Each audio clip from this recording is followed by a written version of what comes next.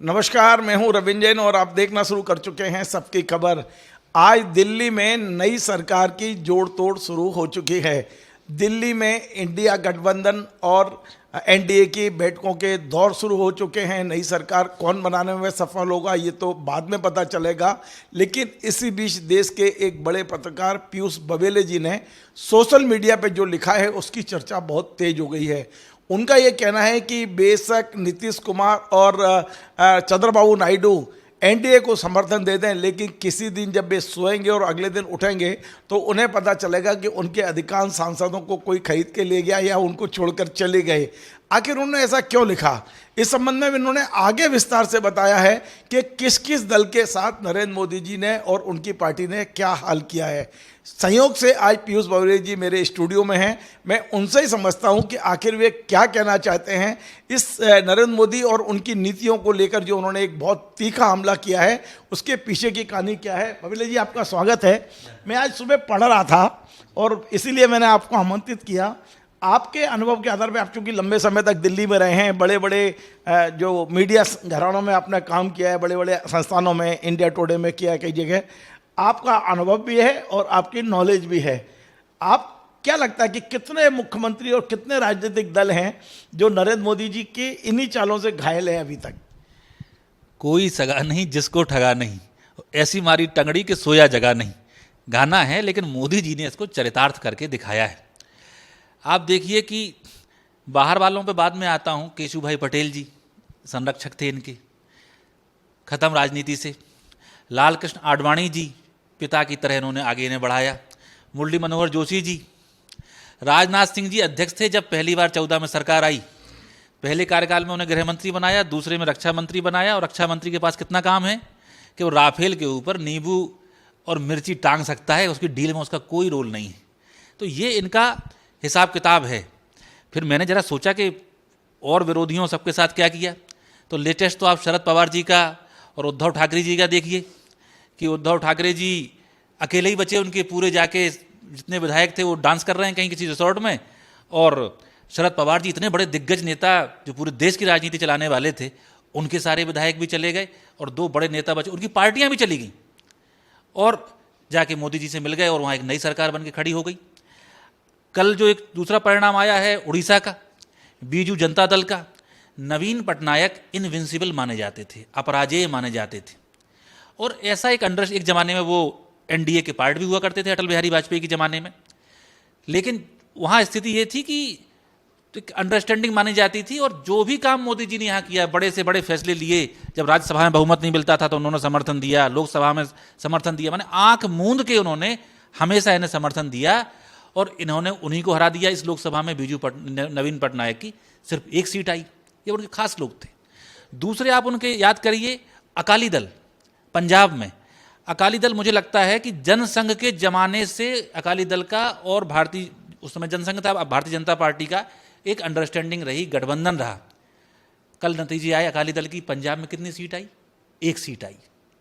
तो इनका ये कार्यक्रम जो है ये बढ़ता जाता है।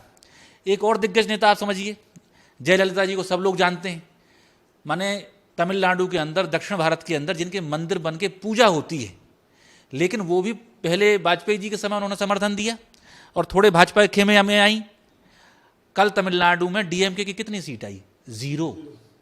साफ, माने हिमालयों को इन्होंने चूर चूर कर दिया है। फिर आप देखिए, एक लेटेस्ट आया था मामला हरियाणा में, वहाँ दुष्यंत चौटाला ने बनाई थी जननायक जनता पार्टी, 10 सीटें लाए थे। उनसे कांग्रेस ने उस समय, हुड्डा जी ने ऑफर किया था कि आप मुख्यमंत्री बन जाओ, हम बाहर से समर्थन दे देंगे या जैसे आप करना हो। वो नहीं माने, वो गए मोदी जी के साथ कि मैं डिप्टी सीएम बनूंगा, सीएम आपके खट्टर साहब बने। इस लोकसभा चुनाव में उनकी कितनी सीटें आई? 0। तो ये जो एक पूरा ट्रेंड है, सिर्फ यहाँ नहीं, दक्षिण, उत्तर, पूरब, पश्चिम, सब जगह। अब चलते हैं, मायावती को लेके भी आपने कुछ लिखा है? मायावती जी ने अब इस चुनाव में जितना उन्होंने खुला समर्थन कर सकती थी, कि जहाँ भाजपा को दिक्कत हुई प्रत्याशी से, तो उन्होंने प्रत्याशी बदल दिया। बहुत ही यंग और एनर्जेटिक उनके भतीजे हैं, उन्होंने पार्टी की कमान सौंपी गई, उन्होंने बहुत शानदार भाषण दिया, पूरे हिंदुस्तान में उसकी चर्चा होने लगी, उन्हें पद से हटा दिया गया। तो जब जब इनने समर्थन किया, आज क्या स्थिति में आ गई? 0। नंबर 3 पार्टी थी भाजपा कांग्रेस के बाद वोटों के लिहाज से देश के तीसरे नंबर की पार्टी समाप्त कर दी गई। कश्मीर चलते हैं, महबूबा मुफ्ती पीडीपी बड़ी भारी पार्टी थी, उनके पिताजी गृह मंत्री हुआ करते थे विश्वनाथ प्रताप सिंह के ज़माने में। उनके साथ भाजपा ने कश्मीर में सरकार बनाई, गठबंधन सरकार चली। पीडीपी की इस चुनाव में कितनी सीटें आई? फिर से 0। तो ये सब बातें, और चंद्रबाबू नायडू और नीतीश कुमार दोनों को सिर्फ इनसे नज़ीरों से नहीं सीखना है, वो दोनों खुद भुगते बैठे। नीतीश कुमार कभी नंबर 1 हुआ करते थे, पिछला विधानसभा चुनाव हुआ, भाजपा से गठबंधन में लड़ा था, तीसरे नंबर पर उनकी पार्टी चली गई थी। और चंद्रबाबू नायडू एक जमाने में, जब दिग्विजय सिंह जी मध्य प्रदेश के मुख्यमंत्री थे, आंध्र प्रदेश के मुख्यमंत्री चंद्रबाबू नायडू हुआ करते थे, सोशल इंजीनियरिंग उनकी मशहूर थी, कंप्यूटर सब में काम करने का, आईटी रिवॉल्यूशन में उनका बहुत बड़ा नाम था। लेकिन वो भी उस समय एनडीए के साथ आ गए थे वाजपेयी जी के समय में, और उनके बाली योगी जी उस समय ये हुआ करते थे लोकसभा के अध्यक्ष। उसके बाद वो ऐसे रसातल में गए हैं कि अब जाके भगवान से कोई उन्होंने पूजा पाठ जो भी किया हो, उनकी किस्मत बुलंद हुई है। तो ये दोनों भी भुगते बैठे हुए हैं। तो ये दूध के जले अगर इनने फिर से मठा गड़बड़ से पी लिया, तो जितनी मैंने पार्टियां गिनाई वो 0 की ओर जाएंगे, और जिस उम्र के पड़ाव पर हैं तो ये राजनीति इनकी समाप्ति हो जाएगी। अब पीयूष जी, एक और बड़ा सवाल ये है कि ये तो आपने नाम गिना दिए, लेकिन क्या आपके पास ऐसे नाम भी हैं जो भाजपा के साथ नहीं गए, जेल जाना मंजूर किया, ईडी के दफ्तर जाना मंजूर किया, लेकिन अपने अस्तित्व को बचा के रखा, और आज इस लोकसभा चुनाव में कम से कम उनका कुछ अस्तित्व तो है? जरा उन पार्टियों के बारे में भी आप बताएं। सबसे पहले तो मैं कांग्रेस की बात करूंगा। सबसे ज़्यादा अत्याचार किसी व्यक्ति पर हुआ है राहुल गांधी हैं। आप याद करिए कि राहुल गांधी और सोनिया गांधी दोनों को ईडी ने अपने दफ्तर में बुलाया और घंटों घंटों बिठा के रखा। जब राहुल गांधी ईडी के शिकंजे में नहीं आए, तो आप याद करिए कि एक बहुत छोटे से मामले पे उन्हें लोअर कोर्ट से सजा हो जाती है, खटाक से हाई कोर्ट से हो जाती है, और उसके तुरंत बाद पर्चा माने लिखित आदेश की प्रति भी नहीं मिलती है, और लोकसभा अध्यक्ष उनकी मेंबरशिप खत्म कर देते हैं। वो तो सुप्रीम कोर्ट में न्याय की लॉ जल रही थी, जिससे उनकी मेंबरशिप बहाल हुई। और जल्दबाजी आप ये देखिए कि यहाँ उनकी मेंबरशिप लेते हैं, वहाँ बंगला खाली करा लेते हैं। तो कोई कसर नहीं छोड़ी। फिर कांग्रेस पार्टी के सारे खाते सीज कर दिए गए। एक पार्टी जो चुनाव में जाने वाली है, उसके सारे बैंक अकाउंट जब सीज कर दिए जाते हैं, तो वो कैसे चुनाव लड़ेगी? लेकिन राहुल जी ने, खड़गे साहब ने, कांग्रेस पार्टी ने दिखाया कि लड़ाई कैसे लड़नी है। दूसरे नेता का मैं नाम लूंगा, वो लालू प्रसाद यादव है।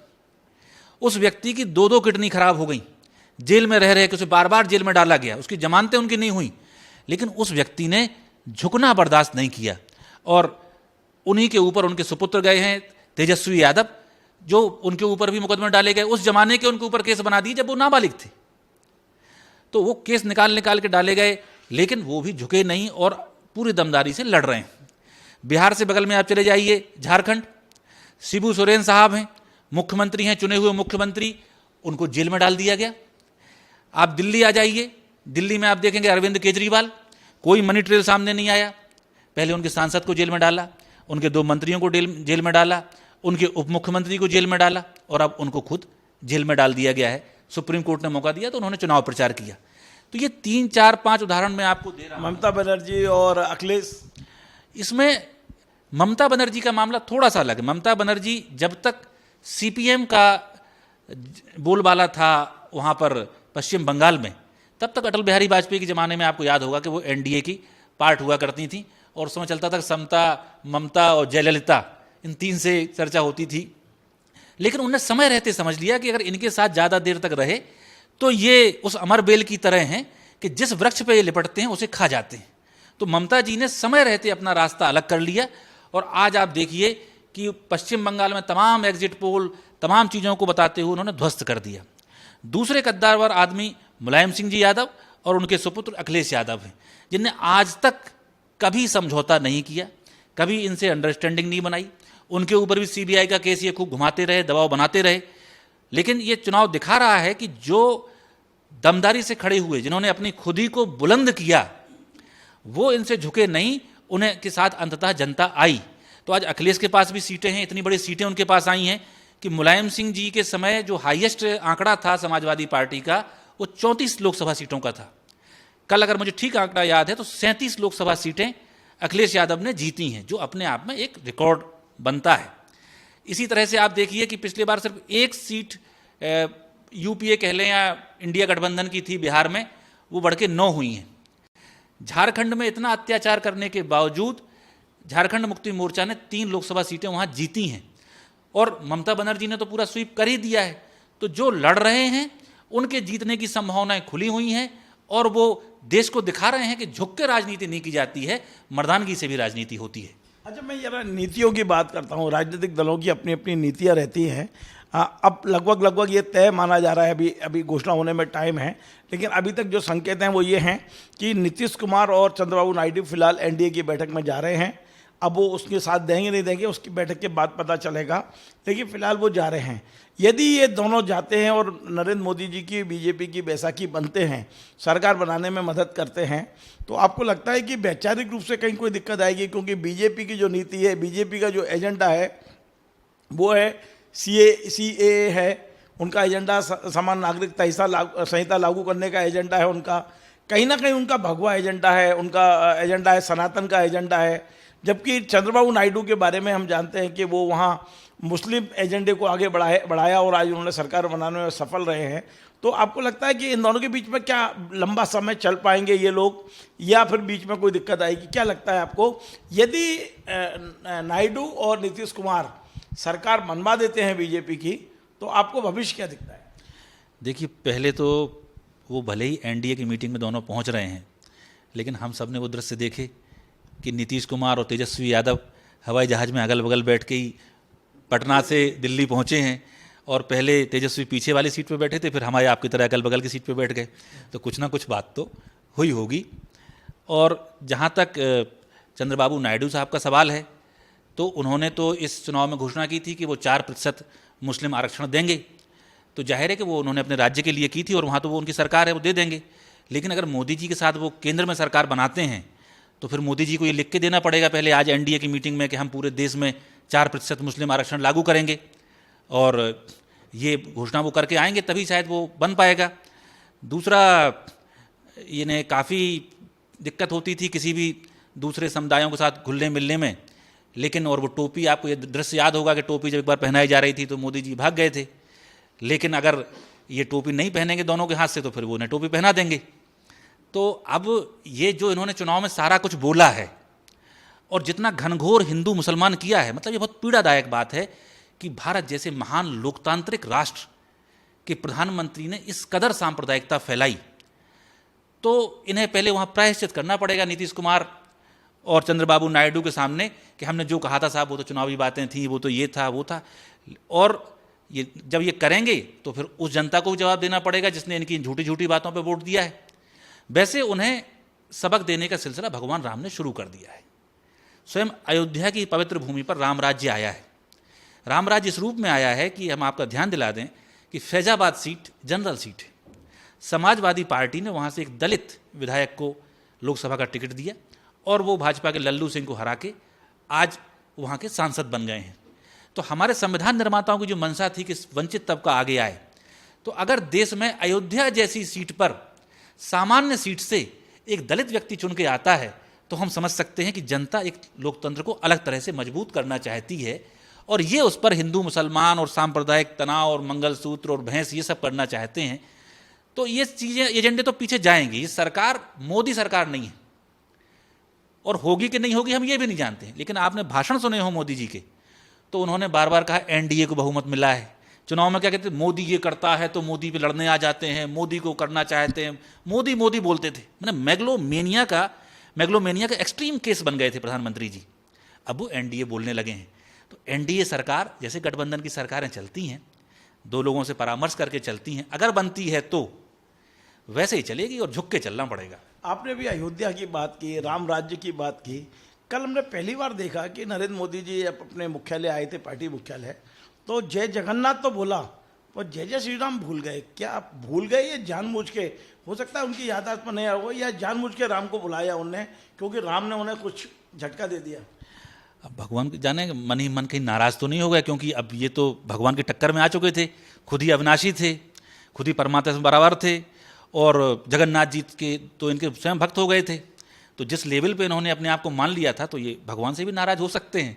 ये जिज्ञासा का और जांच का विषय है।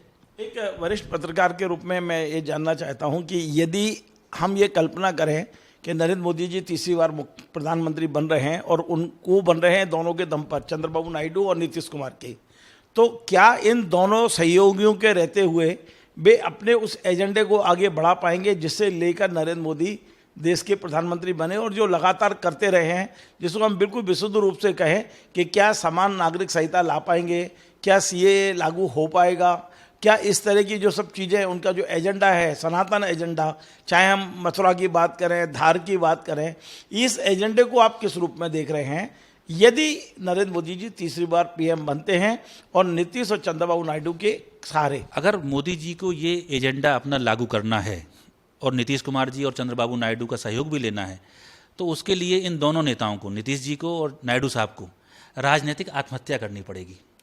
तो अब कोई भी पॉलिटिकल पार्टी ऐसी तो नहीं होगी कि वो अपने वोटर का, अपनी सीटों का, सबका गला घोंट के आपके एजेंडे को आगे बढ़ाए। इसलिए निश्चित तौर पर एक कॉमन मिनिमम एजेंडा इन्हें लेके आना पड़ेगा। मैं फिर कहता हूँ, अगर सरकार बनी तो, क्योंकि अभी कुछ हवाई जहाज उड़ रहे हैं, लैंड नहीं हुए हैं, तो अभी और ये इस्तीफा दे के आए। अगर इतना तेजी होती तो मोदी जी इस हाथ से राष्ट्रपति को इस्तीफा देते और बगल से नई सरकार का देते कि हम फॉर्म करना चाहते हैं, तो वो उन्होंने नहीं दिया है। आज एनडीए की बैठक होगी, उसके बाद वो कुछ बोलेंगे, तो ये अभी से समझ में आ रहा है। और आप कल अगर राजनाथ सिंह जी का आपने ट्वीट देखा हो, तो उन्होंने जनता को, कार्यकर्ताओं को बधाई दी, उनका धन्यवाद दिया, और भाजपा के अध्यक्ष जेपी नड्डा जी के नेतृत्व में चुनाव जीता, ये उन्होंने लिखा। तो राजनाथ सिंह जी जैसा व्यक्ति अगर मोदी और अमित शाह को कोई धन्यवाद ही नहीं दे रहा है, तो फिर आप समझिए कि अभी बहुत कुछ बाकी है सरकार बनने में। तो क्या आपको लग रहा है, आप चूंकि दिल्ली में रहे और आपने ये तमाम सारी चीज़ों को कवर किया है, आपको लग रहा है कि ये सरकार बनाने में संघ की ओर से कोई, क्योंकि संघ को जिस तरह का टिप्पणी की गई संघ को लेकर, जैसा जेपी नड्डा साहब ने कहा था कि अब भारतीय जनता पार्टी इतना विकराल और बड़े रूप में आ गई है कि उन्हें संघ की ज़रूरत नहीं है। जब हम कमज़ोर थे, जब ज़रूरत थी, तब हम संघ का सहारा लेते थे, अब आवश्यकता नहीं है। इससे कम से कम संघ के पदाधिकारी अच्छी तरह नहीं ले रहे हैं, पॉजिटिव नहीं, वो लोग इस बात से कुछ नाराज है अंदरूनी अंदर, जिसकी खबरें आ रही है।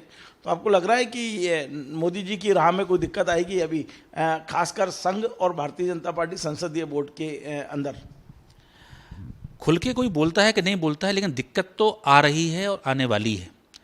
गडकरी जी जिस तरह से आरएसएस से बहुत ही लगातार संपर्क में है, राजनाथ सिंह जी का मैंने कल आपको बताया ही, और उत्तर प्रदेश के मुख्यमंत्री योगी आदित्यनाथ के लिए जो बात केजरीवाल साहब ने कही थी कि उन्हें हटा दिया जाएगा, उस पर कोई उनके समर्थन में नहीं आया।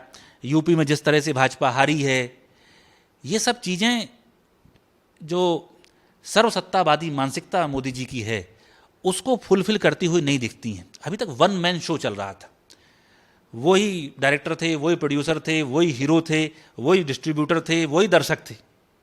अब वो शो समाप्त हो रहा है।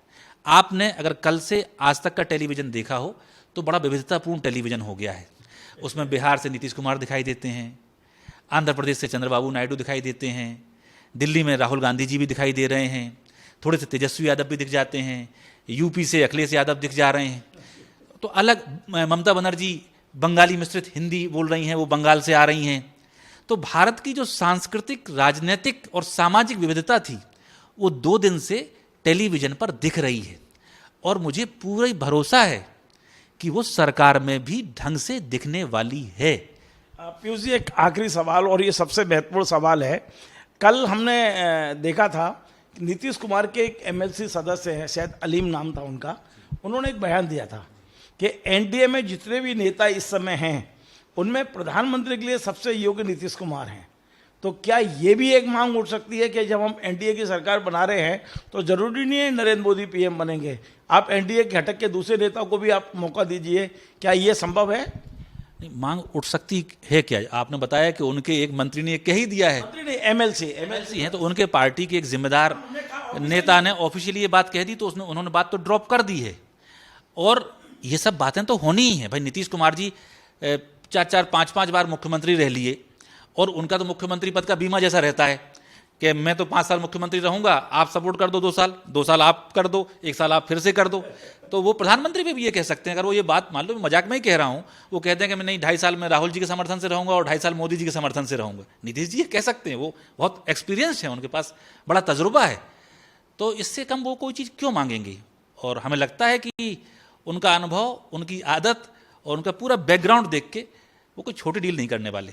चलिए, बहुत बहुत धन्यवाद। तो आप थे पीयूष बबेले जी, वरिष्ठ पत्रकार हैं, और जो अनुभव आपके पास है, निश्चित तौर पर लंबा समय उन्होंने दिल्ली में बिताया है, और दिल्ली में तमाम सारे ये जो घोड़ा भाग चलते हैं, राजनीतिक दाव पेच चलते हैं, उससे वे वाबस्ता हैं, और इसलिए आज उन्होंने अपने अनुभव के उससे ऐसी कई चीज़ें आपके सामने परोसी हैं जो निश्चित तौर पे आज की राजनीति के लिए समझने के लिए आपके लिए बहुत उपयोगी होगी। लेकिन आज बहुत बड़ी बात उन्होंने ये कहा है कि भारतीय जनता पार्टी एक ऐसा पत्थर है, जैसे होता है ना एक पारस पत्थर, जिसे छूने से लोग सोना बन जाते हैं। भारतीय जनता पार्टी के नज़दीक जो गया है उसे अपना अस्तित्व तलाशने में भी बहुत दिक्कत आती है, और कई जी उसे भस्मासुर कहते हैं। पारस पत्थर पॉजिटिव टर्म में आता है और भस्मासुर नेगेटिव टर्म में आता है। मैं उस शब्द का उपयोग नहीं करूंगा, आप कर सकते हैं, भस्मासुर का कर सकते हैं, पर मैं यही कहूंगा कि आपने संदेश ये देने की कोशिश की है कि जो भी बीजेपी के नज़दीक गया है, बाद में वो अपने अस्तित्व को तलाशता रहा है।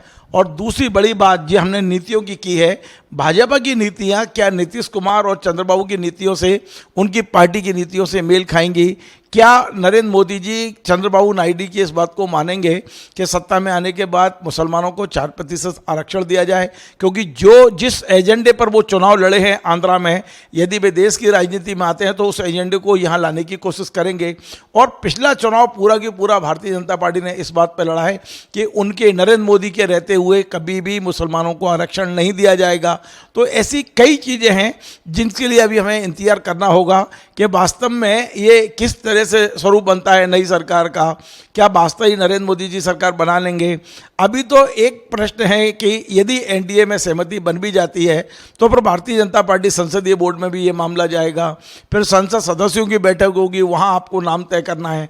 तो अभी प्रक्रिया में टाइम लगेगा, लेकिन इतना तय है कि यदि इन तमाम सारी प्रक्रिया के बाद भी नरेंद्र मोदी जी तीसरी बार शपथ लेते हैं तो उनके लिए उतना आसान नहीं होगा अपनी नीतियों को लागू करना, अपने एजेंडे को लागू करना, जितना वे पिछले 10 साल तक करते रहे हैं।